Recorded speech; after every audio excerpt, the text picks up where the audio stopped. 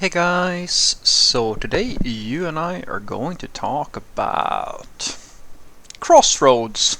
So let's get into it. So the question in question was, hi Fred, just wanted to say thanks for all your videos about startups. No sweat. I'm at a crossroads of do I want to work for a small startup that has investors and is growing, meaning that it's funded and has money to spend, and will allow me to work with React and get professional experience while also being mentored by their CTO? Or do I want to get a traditional front-end job at a company that has 100 to 200 employees, that pays more and has health benefits and other perks, but the job is just taking designs and turning them into static sites with HTML, CSS, and JavaScript before passing it off to the back-end devs? I'm sure the larger company has some mentorship opportunities too, but I'm learning far into the startup. I'm leaning far into the startups because ultimately I think in a year I would look back from now and be happy with my decision. But you could also argue that taking the traditional front-end role and making more money and having benefits wouldn't be a bad idea if I intend to use my free time to also learn React and get better.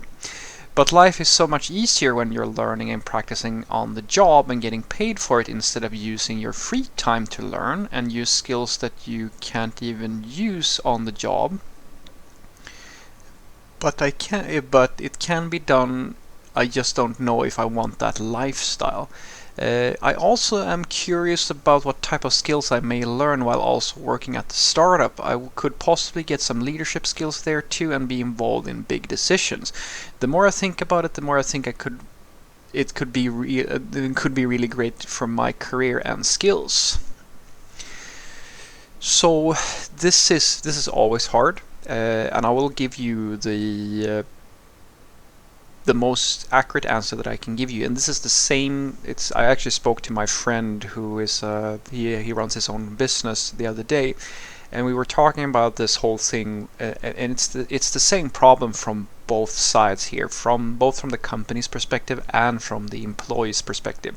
When you get into a relationship, like a working relationship with a company or an employee, you only ever have your gut feeling to go on. I know that's not a fun thing, but it's always the case. It's with everything. I like to even go as far as to say that no matter how much information you have, no matter how much data you acquire, you should still do that because your gut feeling is always going to be better the more information you have. But the people who don't accept the fact that at some point it all comes down to your gut feeling because you don't know the future and you have to be able to make a decision. That's what the difference is between a really good leader, in my opinion, and like someone who is so. That a leader understands that sometimes you just have to make a choice because there's no right answer, or it's so impossible to know what the right choice is going to be. And that's exactly how it is to get into a new company, especially if you have multiple options. You just have to try to gather the information and see what's valuable to you, and then throw the dice. Hope that it's going to turn out the way you want it. Because the thing is, the job at the big corporation, that could work out really well for you. It could also be complete shit. But then again, the same thing can happen in the startup. You don't really know. You can only go with your gut feeling on this one. And so the advice that I give to anybody who is asking me, oh, should I pick that job or that job? Should I do this? Should I do that? Is it's going to be the same advice every single time. And that is to start off by asking yourself, do I have the core skills that are necessary to do my job really well? The reason why you should always start by asking that is because the jobs that you have, trust me when I say this, guys, it really doesn't matter how much you earn in the beginning of your career in comparison to how much it's going to matter further down the line. It's like I like to say to people that if you're 19 years old or 20 or whatever, like if you get your first, I don't know, this job that you think is paying you so much, and oh, you're making this amount and that amount more, a few $100 more maybe than your friends or whatever, and you compare that to the salary of somebody in their 30s, it's nothing, my friend. it's literally nothing in comparison. You're going to the person who has that who's that far ahead in their life and has the skills and like the relevancy and the paycheck to back it up, they're going to out earn you many times over. And that's why I tell people that the first thing is always to ask, do I have the core skill needed to do my job well? Can I get any job that I want? Basically, the reason why you should ask that is because if you have strong tech skills and you're no longer afraid that, you know, if you lose your job or you decide that this job isn't a good fit for me, I need to find somewhere else to work. If you're scared shitless to make any type of life-changing decision because you're afraid that you're never going to get another job, then you're probably not at that level yet. Then you're still kind of learning. You're a developer in training. You're a junior developer or someone who is at the very least not comfortable in your own skills. And that's a problem because now you are limited in your options. And you're limited not because not because there's no jobs available, it's because you simply don't have the skills to do your job well. So what I tell people is that until you get those skills, until you get to a point where you are comfortable, and I'm not saying that you have to be a master, I'm saying that you have to be comfortable in your skills as a professional software developer. Until that point, always pick the job that will develop you the most. Because when you have the core skills, when you have enough experience that you feel like, yeah, I mean, it's always scary to look for a job. I mean, guys, I shit my pants also. I just as everybody else. When I'm in an interview, I'm also nervous.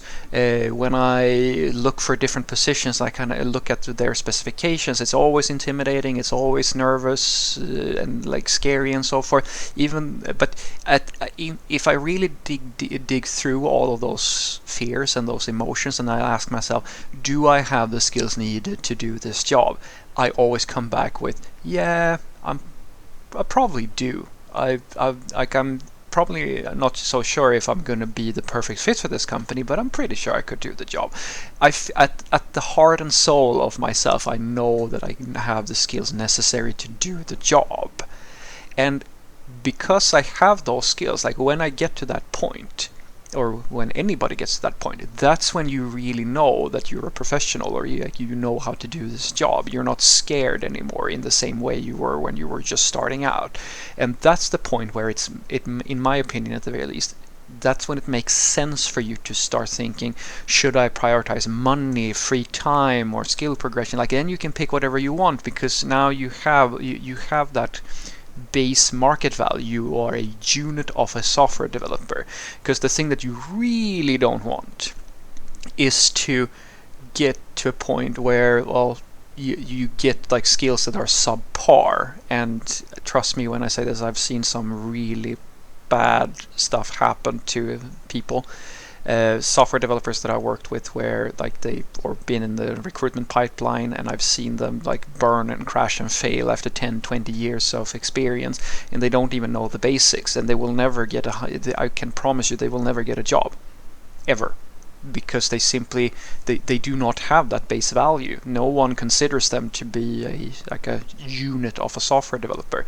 And trust me when I say this, if you ever doubt the value, if you're ever unsure about should I go for a higher paycheck or for better skill development, trust me when I say this, no one will hire a bad software developer regardless of how much you used to earn. Nobody cares about what you used to earn. They care about what type of value can you bring. So what I want you to take away from this is that when it comes to picking a job, my answer will always be the same.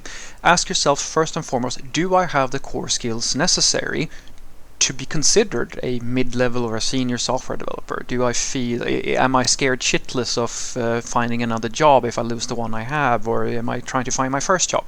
If you are in that position, then I argue to you that it's better for you to focus on taking the job that will develop you the most. Because trust me when I say this, guys, your boot camp training, or I'll say the base layer of becoming a software developer, it's not going to last forever. It's not going to take the rest of your life to get those core skills in place. And when you have them, I promise you that you will out-earn all the half-baked, semi-skilled software developers. You will out-earn all of them. And you will be, like, when they are in the pipeline and you're in the pipeline, you're always going to be the first pick. Every single time, because the skills are what matters to the company, not what you used to earn, not where you used to work, because they all test you. So once you have those core skills, then you can ask yourself, do I want more money, or do I want a different place of work, etc., etc. Then you can start taking some freedoms with the decisions and so forth. But up until that point, I urge you, always favor whatever company or opportunity presents itself that is going to develop your skills the most. It is a very good investment. Have a good day.